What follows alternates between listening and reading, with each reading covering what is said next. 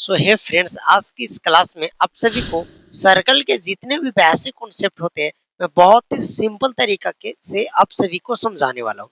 अगर आप सभी को सर्कल बिल्कुल ही नहीं समझ में आया तक, वृत्त आज तक आप बिल्कुल ही आपको समझ में नहीं आया, इस वीडियो को आप देख लीजिए। उसके बाद वृत्त के हर एक बेसिक कॉन्सेप्ट आप सीख जाओगे कि क्या जीवा होती है, क्या इसका क्षेत्रफल होता है, क्या परिधि होता है। उसके बाद आप फार्मूला को यूज करना सीख जाओगे। 2-3 पार्ट में मैं इसका एक पार्ट में क्षेत्रफल निकालना सिखाऊंगा, फिर अर्धवृत्त बताऊंगा। ये सब सारा चीज आप बहुत ही बिल्कुल आसानी तरीका से सीख सकते हैं। तो देखिए, यह हमारे पास दो सर्कल बना हुआ है, ठीक है सर। इसे हम लोग हिंदी में वृत्त बोलते हैं और इंग्लिश में सर्कल बोलते हैं। हिंदी में क्या बोलते हैं? वृत्त बोलते हैं। ये बात आप याद रखिएगा। तो सर, वृत्त किसको कहते हैं? तो जिसका आकार अगर गोल हो तो वह एक हमारा वृत्त कहलाता है। क्या कहलाता है? वृत्त। अब जैसे ये गोल है तो इसके बीच में एक बिंदु होता है, एक बिंदु होता है जिसे हम लोग बोलते हैं वृत्त का केंद्र। तो इसको हम लोग क्या बोलेंगे? वृत्त का केंद्र। ठीक है, ध्यान से समझिएगा। मतलब यह क्या कहला जाएगा? केंद्र। मतलब वृत्त के जो बिंदु में, वृत्त के जो बीचों बीच एक बूंदा होगा, एक बिंदु होगा, उसे हम लोग केंद्र बोलेंगे। अब केंद्र की क्या खासियत है वो ध्यान से थोड़ा समझिएगा। जैसे यह हमारे पास एक सर्कल है, यह भी एक हमारे पास सर्कल है। मैं दो सर्कल लिया हूँ, दोनों सर्कल से आपको धीरे धीरे सारे चीजें बताता हूँ। तो देखिए, जैसे ये हमारे पास केंद्र है तो इसमें ये भी हमारा केंद्र होगा। अब ये जो गोल आपको दिख रहा है इस तरीका से लाइन, ये चाहे ये जो आपको लाइन दिख रहा है, इसे हम लोग बोलते हैं वृत्त की परिधि। क्या बोलते हैं? परिधि। मतलब ये जो गोल लाइन है इसको हम लोग क्या बोलेंगे? बोलेंगे वृत्त की परिधि। बस धीरे धीरे चीजों का आप सीखिएगा। इसको हम लोग क्या बोलेंगे? परिधि। मतलब जो भी गोल है, जैसे सपोज आप चक्का मान लीजिए, तो चक्का में जो बाहर वाला जो चक्का का एरिया होता है वो हमारा उसका परिधि कहलाता है। परिधि कहलाता है। मतलब ये जो हो गया, ये इस तरह के, इसे हम लोग परिधि कहेंगे। अब केंद्र से आप परिधि को टर्च कीजिए। जैसे केंद्र से परिधि को हम मिला दिए इस तरीका से, चाहे और इधर से हम इधर इसको मिला दें, चाहे और इधर से हम इसको इधर मिला दें। तो ये सब जो परिधि से, केंद्र से जो परिधि को मिलाते हैं, टर्च करते हैं, इसे हम लोग त्रिज्या बोलते हैं। क्या बोलते हैं? त्रिज्या। और इसे हम लोग आर से डिनोट करते हैं। तो क्योंकि इसको इंग्लिश में हम लोग रेडियस बोलते हैं, इसीलिए इसे हम लोग छोटी आर से डिनोट करते हैं। मतलब कि ये भी त्रिज्या हो जाएगा, मतलब ये भी रेडियस, ये भी रेडियस, इस तरीका से। तो कह सकते हैं कि केंद्र से अगर परिधि को टर्च करे तो ये हमारा क्या बनेगा? त्रिज्या बनेगा।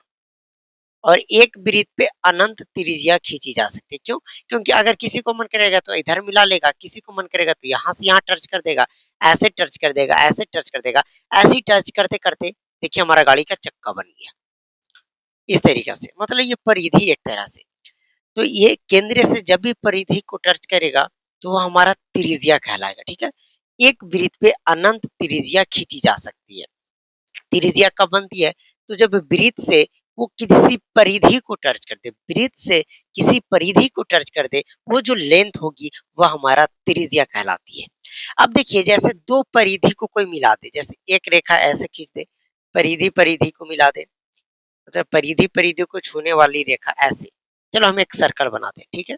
और जैसे ये तो केंद्र बिंदु हो गया, इस तरीका से ऐसे ऐसे लाइन जो परिधि को टच करे, इस तरीका से एक परिधि से दूसरी परिधि को टर्च करे।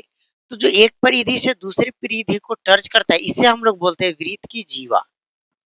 इसको हम लोग क्या बोलते हैं? कोड बोलते हैं, वृत्त की जीवा। अब एक समय ऐसा आएगा कि यह जीवा वृत्त के केंद्र से होकर गुजरेगा। क्या? वृत्त के केंद्र से होकर गुजरेगा।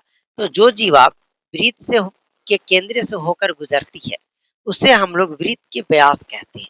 मतलब इसको हम लोग इस तरीका से इधर दोनों तरफ बढ़ा दें।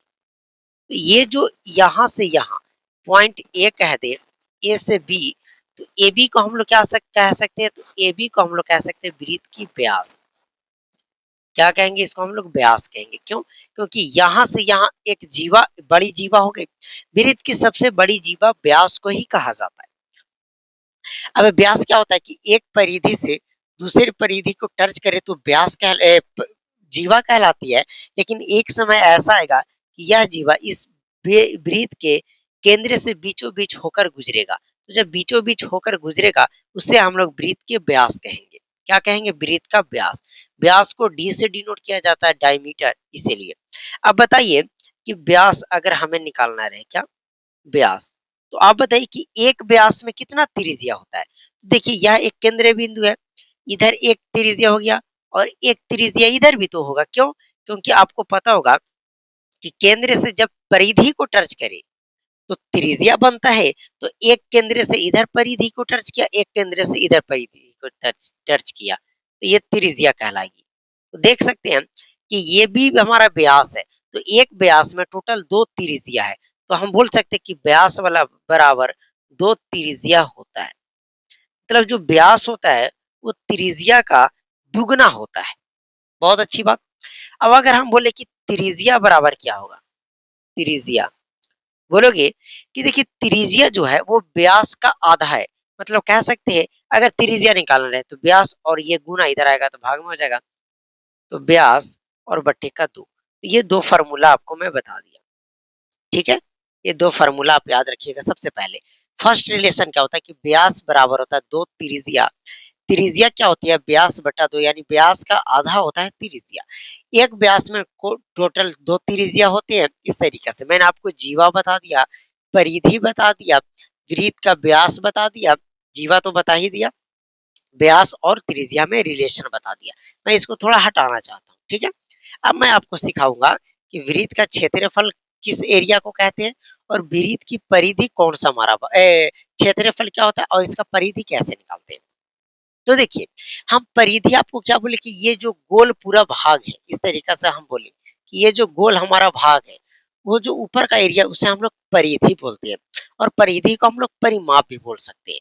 तो अगर कभी भी आपको वृत्त की परिधि निकालना रहे, क्या वृत्त की परिधि, तो वृत्त की परिधि कैसे निकलती है? तो 2 पाई आर। अब यहाँ पे एक शब्द आ गया पाई। तो पाई क्या होता है? पाई की वैल्यू 22/7 होता है, ठीक है। अगर आपको क्वेश्चंस में नहीं बोलेगा कि पाई की वैल्यू इतना रखना है तो आपको पाई का वैल्यू 22/7 रखना है। अगर आपसे बोलेगा कि पाई की वैल्यू 4/10 रखिए, 3/2 रखिए, तो आपको उतना ही रखना पड़ेगा जितना क्वेश्चंस में आपको बोला जाएगा पाई की वैल्यू रखने के लिए। तो वृत्त की परिधि क्या होता है वो सीख गया। वृत्त की परिधि कैसे निकाला जाता है वो सीख गया।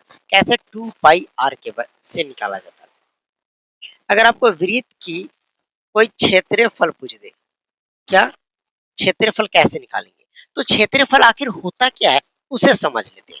तो देखिए ये परिधि हो गया, इसके अंदर जो भी जगह खाली है, जो भी हम सामान उसमें रख सकते हैं, जितना उसका एरिया है उसी को हम लोग क्षेत्रफल बोलते हैं। मतलब इसमें हम जो भी सामान रख दें, यहाँ से यहाँ इस परिधि के अंदर में जितना बार में जितना भी सामान अट जाए, जितना कितना जगह, इसी को हम लोग एरिया बोलते हैं।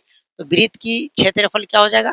तो पाई आर स्क्वायर। यहाँ पे भी आपका पाई आया, आपका पाई का वैल्यू बता देगा क्वेश्चंस में कि क्या रखनी है। तो आई होप कि आपको इतना बेसिक चीजें समझ में आ गया होगा कि वृत्त की त्रिज्या क्या होती है, वृत्त का व्यास क्या होता है, जीवा क्या आती है, परिधि कैसे निकाला जाता है, त्रिज्या कैसे निकाला जाता है, व्यास कैसे निकाला जाता है।